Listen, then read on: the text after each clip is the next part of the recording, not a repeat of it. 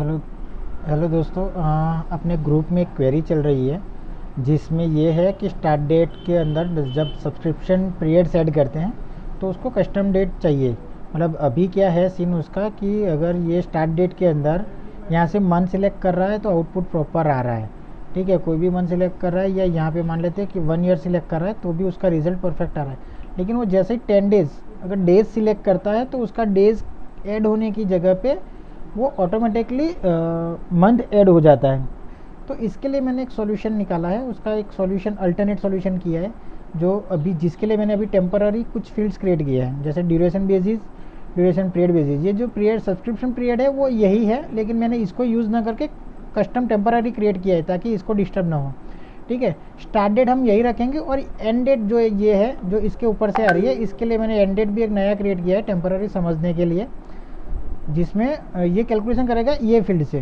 ठीक है, तो अभी इसके लिए क्या सबसे पहले स्टेप्स करना है कि सबसे पहले आपको एक तो ये ड्यूरेशन बेसिस का फील्ड ऐड करना है जिसमें मंथ बेसिस और उसका जो ड्रॉप डाउन है मंथ बेसिस अगर मैं सिलेक्ट करता हूँ तो यहाँ पे मुझे मंथ की वैल्यू आए, और ईयर डेज बेसिस सिलेक्ट करता हूँ तो यहाँ पे मुझे डेज की वैल्यू है। तो ये फील्ड क्रिएट करने के लिए हमें सिंपल है डिपेंडेंसी क्रिएट करनी है। डिपेंडेंसी के लिए हम जाएंगे स्टूडियो में। स्टूडियो के अंदर जो भी हमारा मॉड्यूल है टारगेटेड, वो मॉड्यूल हम सिलेक्ट करेंगे जिसके अंदर डिपेंडेंसी वाला फील्ड है। अभी ये जो बना हुआ है ना वही मैं एडिट करके आपको दिखाऊंगा। तो ये डेमो सब्सक्रिप्शन पीरियड के नाम से मैंने बनाया है। ठीक है, कॉन्ट्रैक्ट पे बनाया है, डिपेंडेंट में पेरेंट ड्रॉप डाउन लिया है और फील्ड में डेमो सब्सक्रिप्शन पीरियड लिया है, जिसमें जो वैल्यू हमें सिलेक्ट करवानी है फील्ड ड्यूरेशन बेसिस से करवानी है। ओके, तो अगर मैं मंथ वाइज सिलेक्ट करता हूँ तो कौन सी फील्ड आनी चाहिए, 1 मंथ 2 मंथ, और मैं जो भी अगर मंथ्स है वो सारे यहाँ से टिक करने हैं।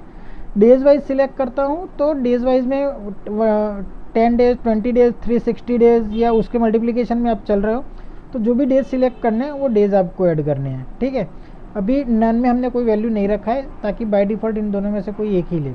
ये जैसे ही आप सेव करते हो ये आपकी डिपेंडेंसी रेडी हो जाती है। ठीक है, ये डिपेंडेंसी बनने के बाद यहाँ पे एंड डेट पे आपको फॉर्मूला लगानी है जो हम लगाएंगे फॉर्मूला बिल्डर से। ओके, फॉर्मूला बिल्डर जो हमारा चलेगा वो है कॉन्ट्रैक्ट के सामने 3 डॉट्स पे क्लिक करके फॉर्मूला बिल्डर।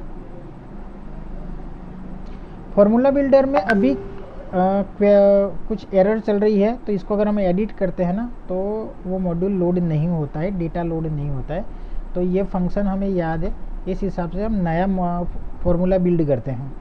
ठीक है, जिसके लिए नए टैब में क्रिएट करते हैं, ज़रूरत पड़ने पे वहाँ पे ले सके। सबसे पहले कॉन्ट्रैक्ट मॉड्यूल है हमारा, हमें आउटपुट कौन से फील्ड में चाहिए वो फील्ड सिलेक्ट करनी है।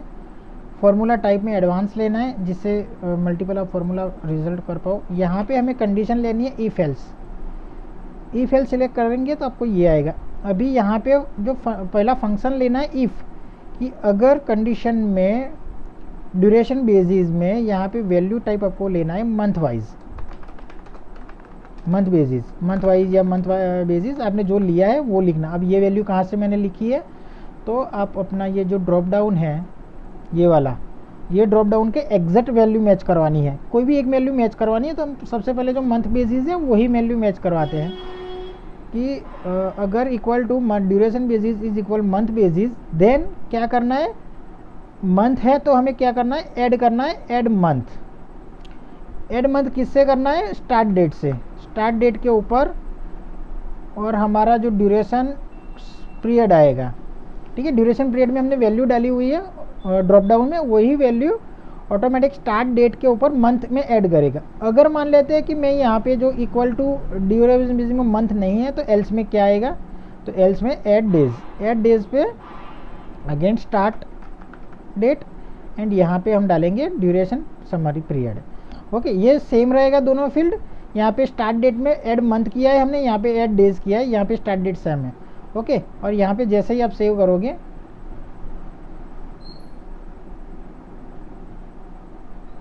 ये सेव हो गया, वही फॉर्मूला है। एडिट अगर सेम फॉर्मूला पे अप्लाई करते हो तो सेम कंडीशन अप्लाई होती है, सेव करता है सेम नाम से। ठीक है, अब यहाँ पे जस्ट इसको रिफ्रेश करना है आपको एक बार, रिफ़्रेश करने के बाद सबसे पहले आपको कोई भी एक स्टार्ट डेट डालनी है। मैंने फर्स्ट डाली है। अगर मैं अभी देखिए यहाँ पे ब्लैंक है, ये वैल्यू ब्लैंक है। जैसे ही मैं यहाँ पे मंथ बेसिस सिलेक्ट करूँगा, मंथ आ गया तो एक मंथ ऑटोमेटिक ले लिया, ये अगस्त है, यहाँ पे सितंबर आ गया। ठीक है, अगर मैं 2 महीने सिलेक्ट करता हूँ तो अगस्त सितंबर की जगह यहाँ पे 10th हो गया। ओके, मतलब अक्टूबर हो गया। ओके, ये ऑटोमेटिकली इसके हिसाब से ले रहा है। अगर मान लेते हैं, अब देखना अभी यहाँ पे 1 अक्टूबर है, मैं डे बेसिस कर देता हूँ, बाय डिफ़ॉल्ट 10 डेज़ की वैल्यू आ गई, तो 10 डेज़ के हिसाब से अगस्त इसने ऑटो सेट कर दिया और 11 डेज़ कर दिए। ओके, तो ये एक अल्टरनेट सॉल्यूशन है। एक ही फील्ड में अगर आपको मल्टीपल वैल्यूज़ या कैलकुलेशंस करवानी है तो करवा सकते हो। मैंने इसको इसीलिए नहीं छेड़ा है, जानकारी के लिए बता दूं, इसीलिए इसको डिस्टर्ब नहीं किया है कि इसके ऊपर बहुत सारे वर्कफ्लो आगे चल रहे होंगे या आपके पुराने वर्कफ्लो भी इसी के ऊपर चल रहे होंगे, तो इसको डिस्टर्ब ना करते हुए मैंने ये क्रिएट किया है। आप अपनी ज़रूरत के हिसाब से ये नए फील्ड क्रिएट करने हैं या नहीं करने, या इसके ऊपर वैल्यू लानी है, रिजल्ट लाना है, आप सेट कर सकते हो। Thank you.